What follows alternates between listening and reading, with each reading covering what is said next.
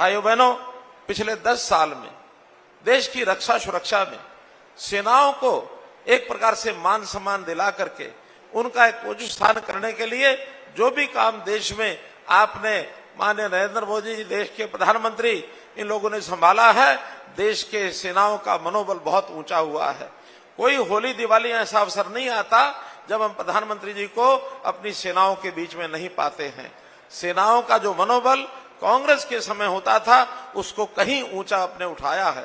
और मैं एक बात कहूंगा कि जैसे हमने यानी केंद्र सरकार की ओर से प्रधानमंत्री जी, गृह मंत्री जी, रक्षा मंत्री जी ने धारा 370 को समाप्त किया है, इसके कारण से जम्मू कश्मीर देश का अभिन्न अंग हुआ है।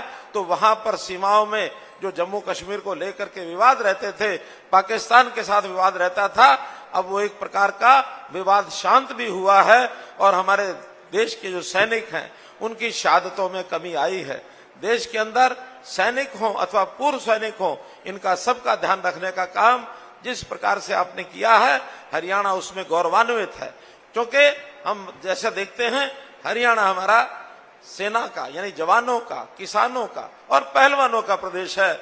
यहाँ देश के जितनी सेना की शक्ति है 10% सैनिक हमारे हरियाणा से संबंधित है, जबकि हमें हरियाणा की आबादी देश की केवल 2% है। हमें इस बात का गर्व है कि हम देश की रक्षा में अपनी भूमिका को निभाते हैं, जबकि कांग्रेस के समय में इन्हीं सेना के बल को किस प्रकार से कमजोर किया जाता था। कभी भी सैनिक ऑपरेशन कोई होता था, कांग्रेस के लोग सबूत मांगते थे और सबूत मांगने का मतलब उनकी अपनी राजनीति जैसे चलती होगी, लेकिन सेनाओं का मनोबल टूटता था। सेनाओं का मनोबल टूटने का मतलब हम देश में कमजोर होते थे।